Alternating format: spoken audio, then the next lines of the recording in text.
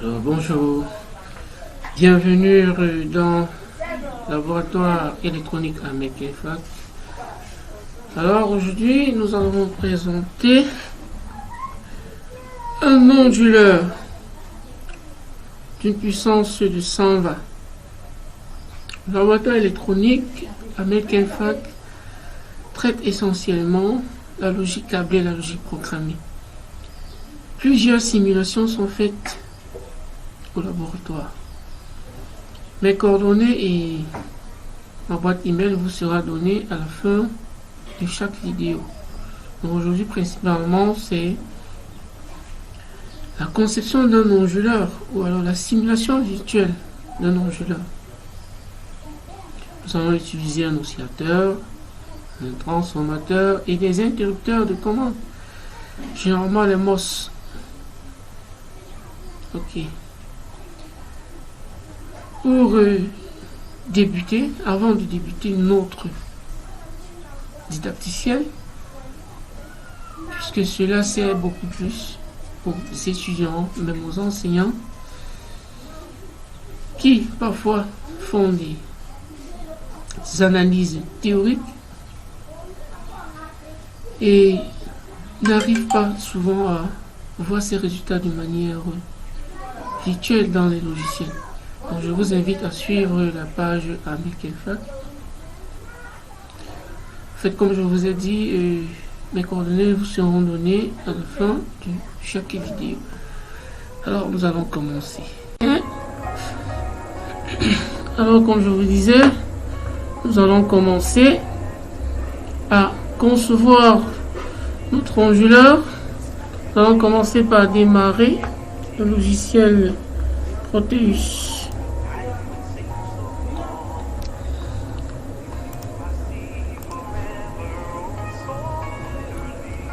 Alors c'est très facile, l'interface étant ouverte, nous allons tout simplement créer un nouveau projet.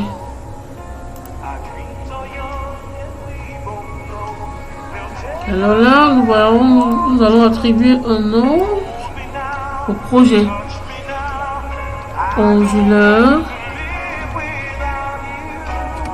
s'en va.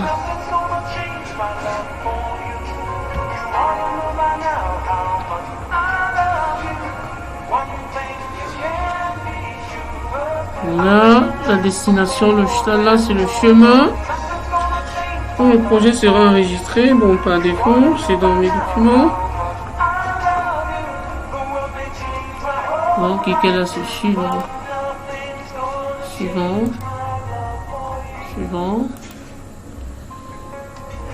Jusqu'à la fin.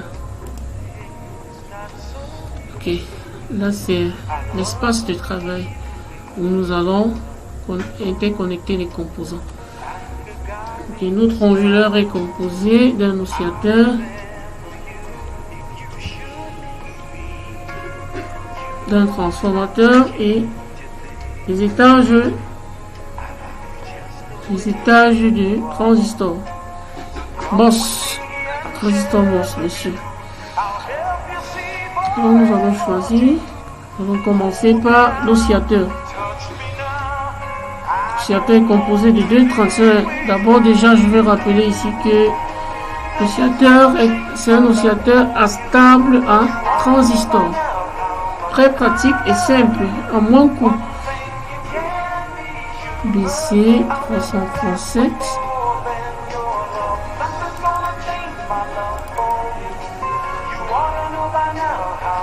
On va choisir la résistance RES. La puissance 0,6 watts. Nous allons choisir n'importe laquelle là. Et nous allons modifier les valeurs bien après. Nous allons choisir un condensateur électrolytique.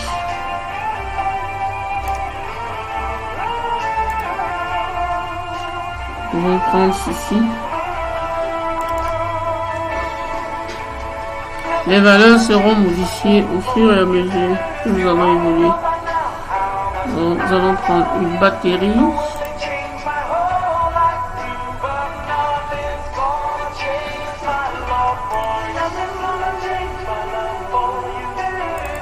toujours prendre les composants actifs.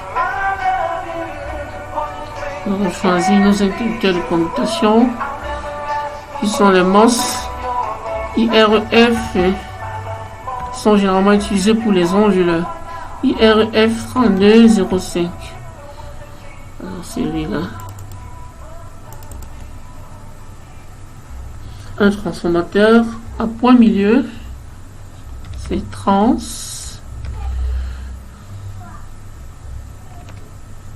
Transfo.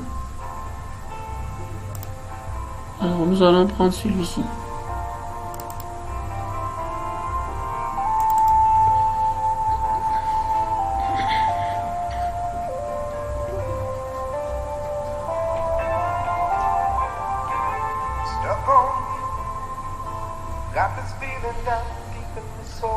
Nous allons prendre la lampe.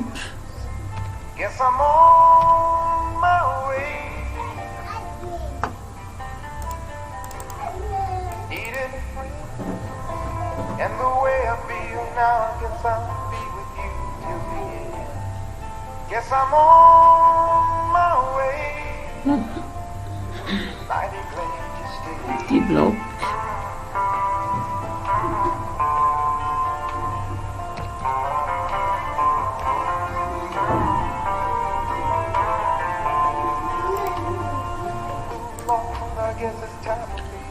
Des blocs, nous allons prendre des blocs à 2 entrées.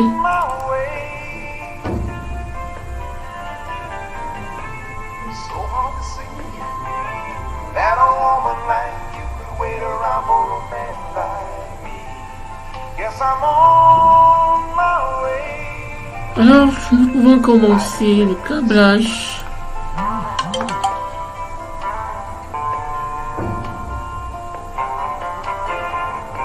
Commençons par l'oscillateur.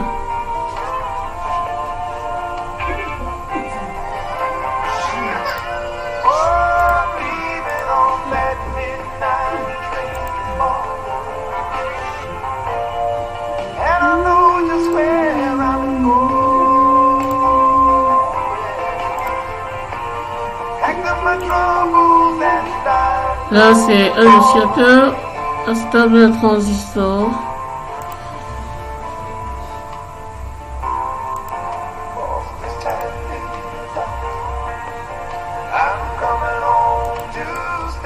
Ce circuit va nous permettre de faire commuter les interrupteurs.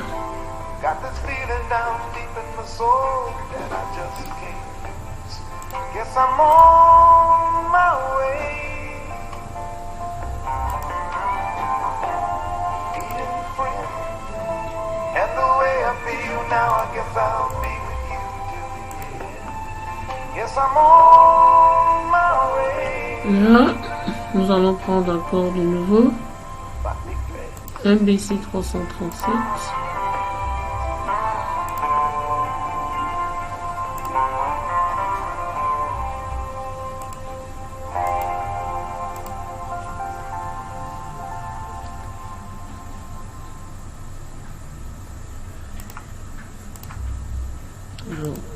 Les émetteurs sont reliés ensemble qui iront à la base ici.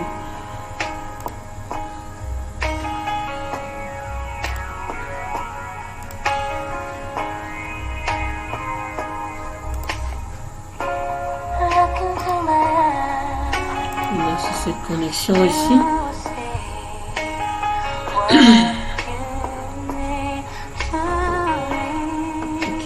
Nous avons besoin des condensateurs.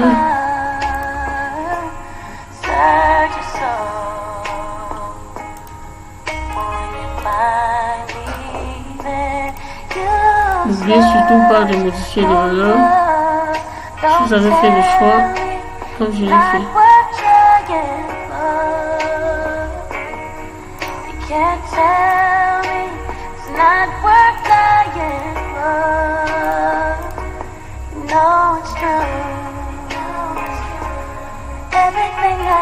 Ok, là, nous allons donc connecter.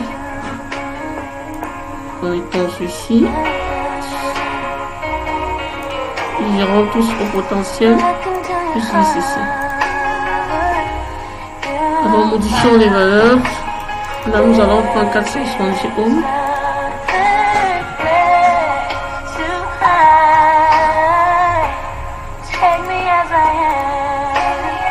Là, 47 kg.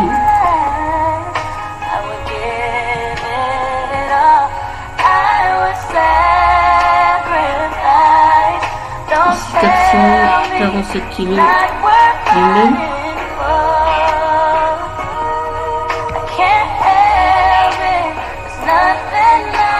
Là, 470.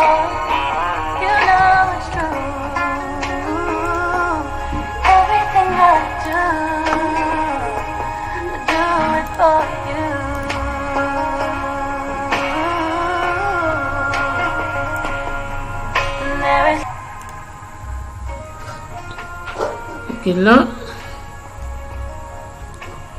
nous allons donc chercher la masse.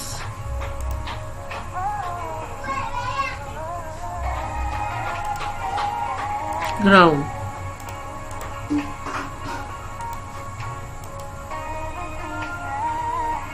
Nous avons besoin d'une batterie.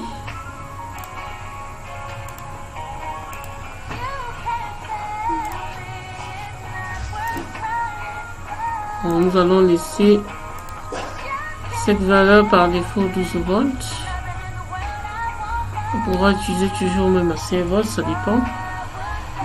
C'est pas grave, nous allons laisser par défaut 12 volts.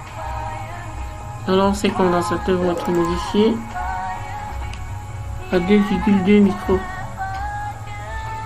pour avoir une fréquence de 50 Hz. Ces valeurs ont été dimensionnées. Vous pouvez calculer.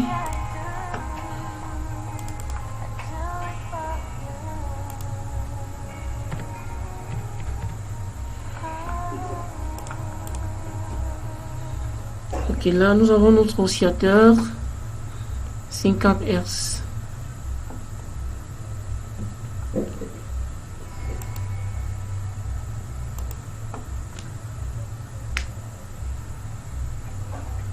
Nous allons donc construire notre étage à transistor MOS.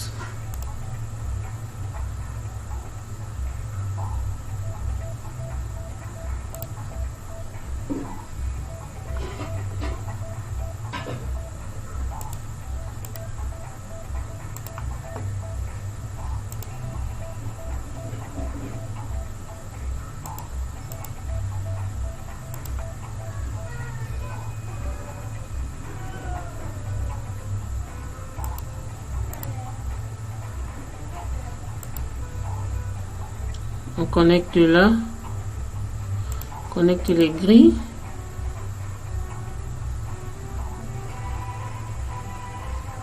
Les grilles entre elles, les drains entre eux. Ici, c'est simple. Alors, nous allons faire le même ici. Nous allons faire le même. Oh, ok, vous allez excuser pour le retard. Bon, là, je suis en train de chercher quelques composants. Bon, nous allons continuer à connecter étage par étage, les grilles entre elles, les drains entre eux, ainsi de suite, et les sources entre elles. Les sources, nous allons les relier à la masse. Nous les relions à la masse.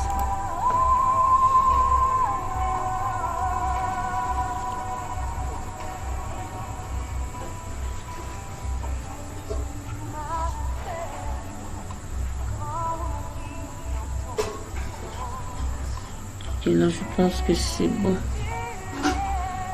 Juste ici.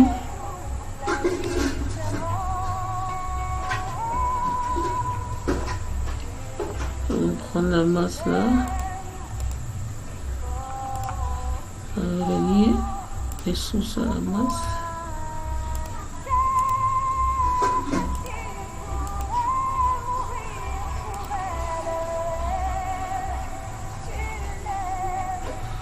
Alors les grilles seront commandées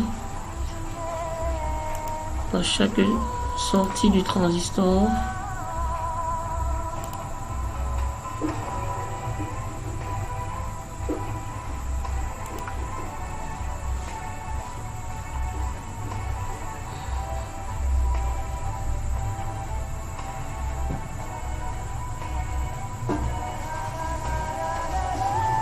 Là, et les drains seront directement branchés sur les deux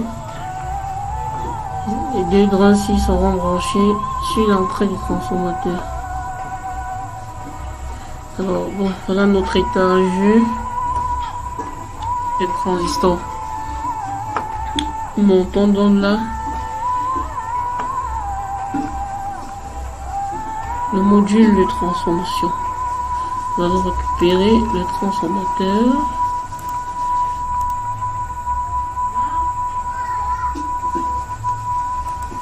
Bon, on va essayer de roter.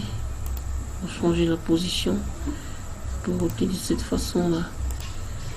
Ok, nous allons mettre ça comme ceci. Là, je pense que c'est bien. Alors, nous mettons ceci à la masse pour se rassurer de la perfection du transformateur, puisque généralement les transformateurs dans Proteus, c'est pas évident vraiment de les dimensionner. Ok.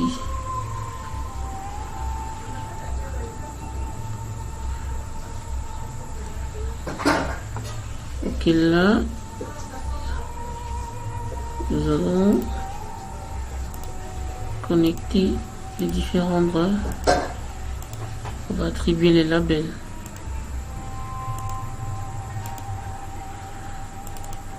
Je vais appeler ceci T1, là T2,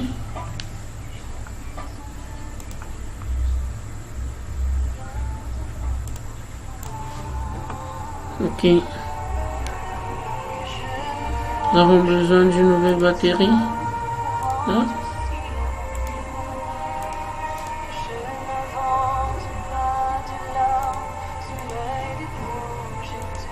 La partie du point milieu.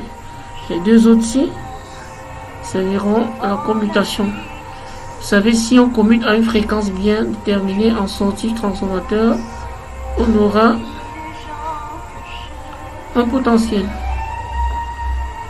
En fonction de la rapidité de communication, on aura dans une sinusoïde.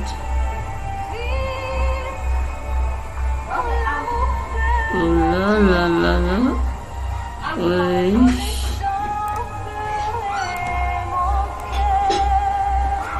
Non.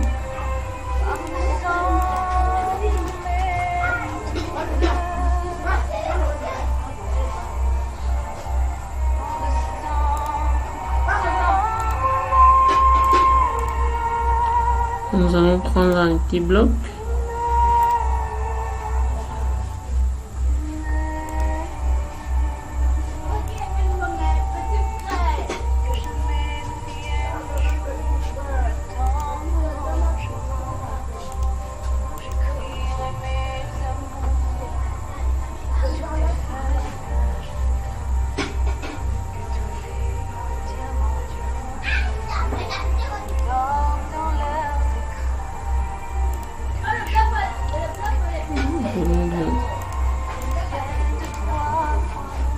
C'est ça. Ah. Nous allons éditer le label.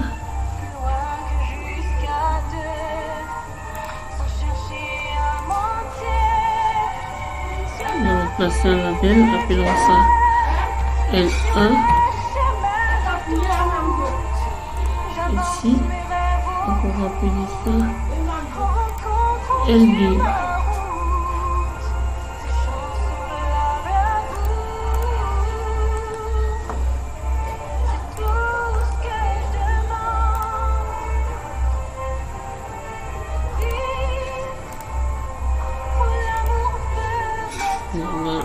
Nous pouvons placer notre lampe.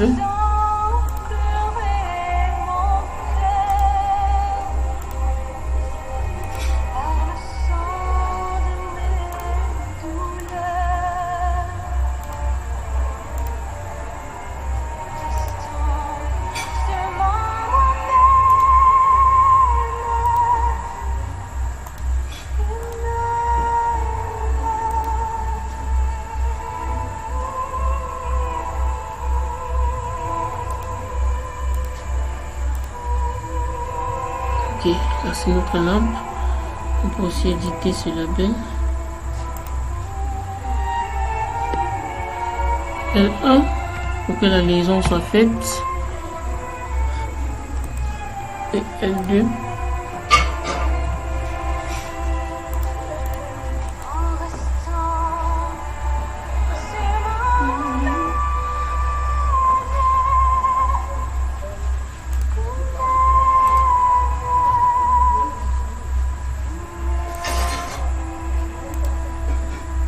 On va attribuer là.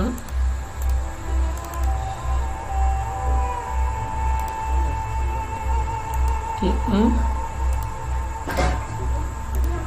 Ici, nous allons attribuer T2. Oh là, c'est pour faire la liaison entre là et là et là. Et je pense que nous avons paramétré.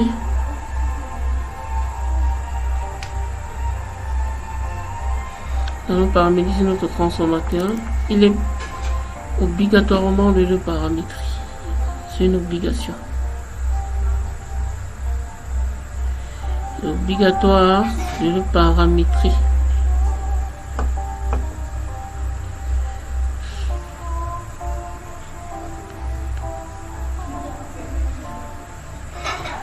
Là, vous allez observer. Nous allons paramétrer. Bon, la résistance du primaire.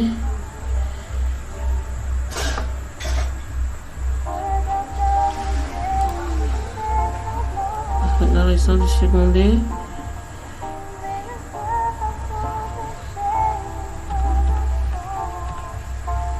On va mettre ça à 0,2.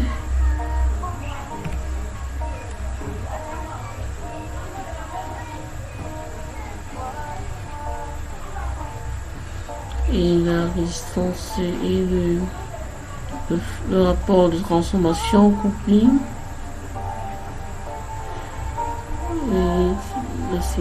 C'est correct. La fréquence, nous allons mettre ça à 50 Hz.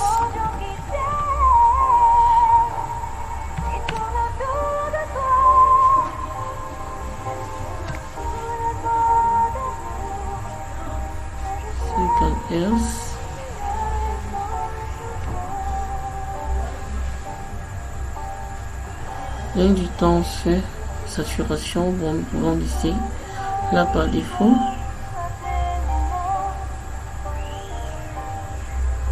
Le flux, nous pouvons laisser ça là comme ça.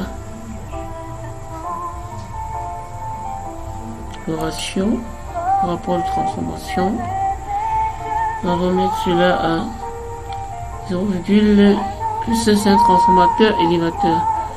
0,98, tout a été déjà calculé. 985, vous pouvez faire le rapport entre 12 et 200. Bon, on a besoin, on a entravé 12, on savait 230, 220, 230. On fait juste le rapport.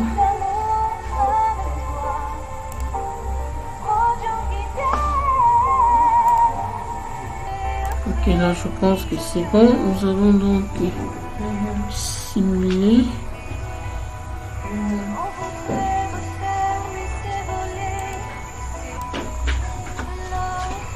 Alors ça n'a pas été facile.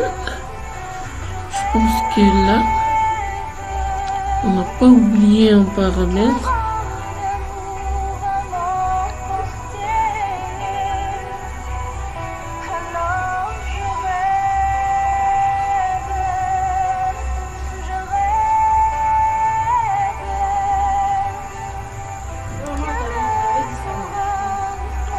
On va essayer de simuler.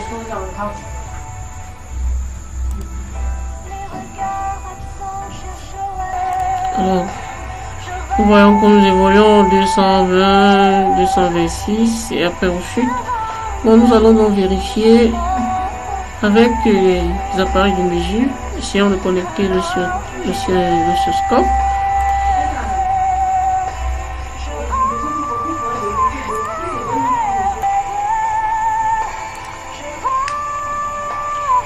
Ok, là,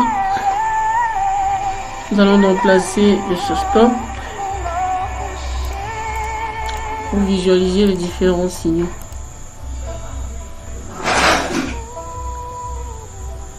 Nous allons visualiser les signaux au niveau des interrupteurs.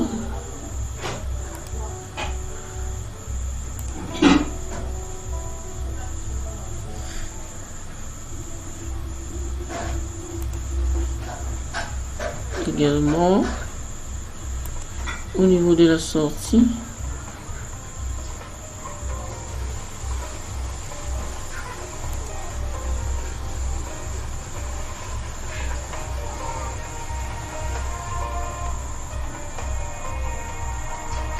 Voilà, le signal au niveau des interrupteurs, c'est le signal fourni par l'oscillateur.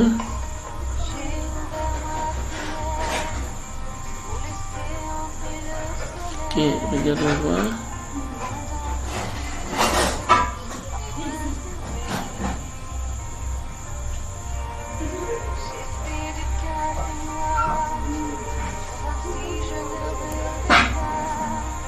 Ok, nous voyons là, il y a un peu un ralenti parce que là, ça dépend aussi de la fréquence de la machine. Ici, on peut régler les signaux là. Vous voyez, on a déjà, nous avons là. Voilà. Il y a des superpositions en fait. Ok, nous allons réduire l'amplitude du signal en rouge. Vous voyez, c'est exactement la courbe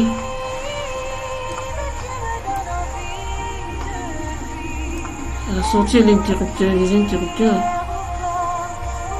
À la sortie, pardon, la courbe en rouge est celle de la sortie de l'enjeu. C'est vrai que nous avons des légers parasites, mais le signal attendu est là. Les deux signaux-ci, ce sont des signaux des interrupteurs, exactement comme théoriquement nous analysons et nous avons l'habitude de tracer.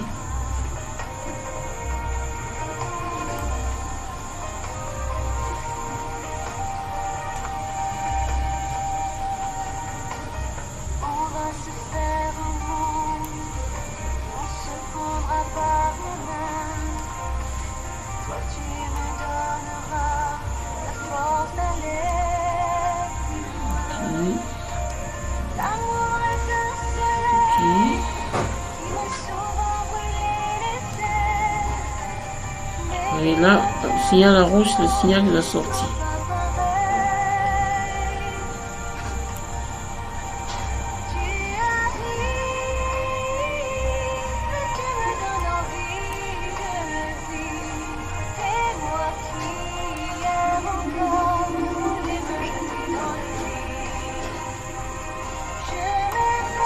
Nous pouvons voir uniquement la courbe de sortie en rouge. On annule les autres. Ok, là vous voyez.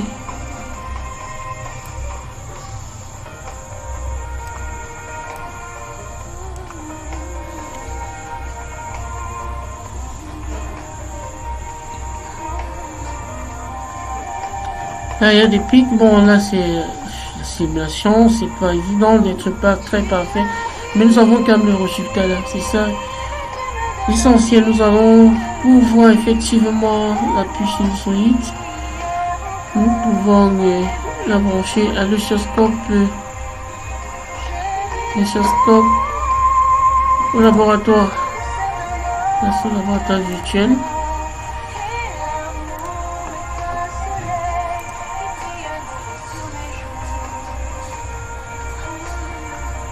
Là, il y a un peu ralenti, c'est tout à fait normal.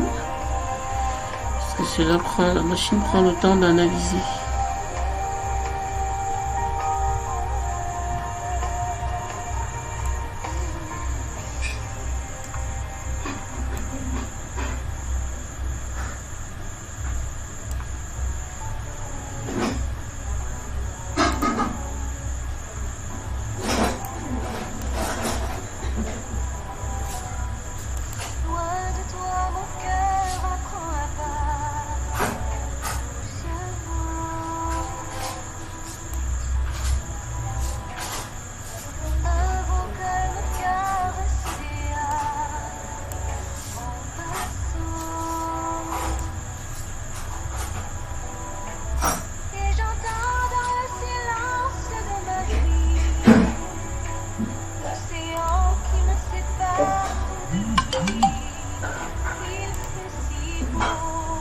Ok.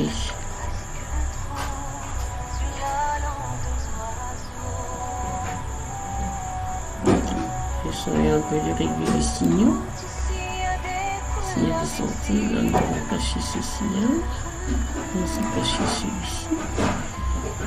Ok, effectivement, nous allons sortir ceci.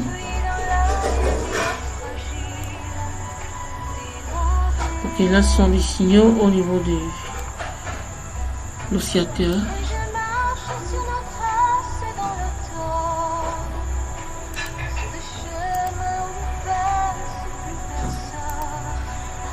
Ce signal en sortie.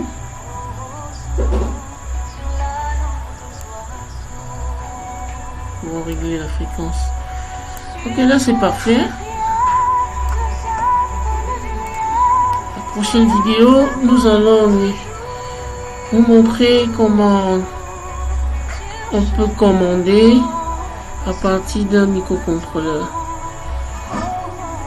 Et aussi, dans nos prochaines vidéos, nous vous montrons comment passer au typon, donc réaliser, fabriquer vos PCB à travers Ares et vous montrer tous les paramètres et contours, comment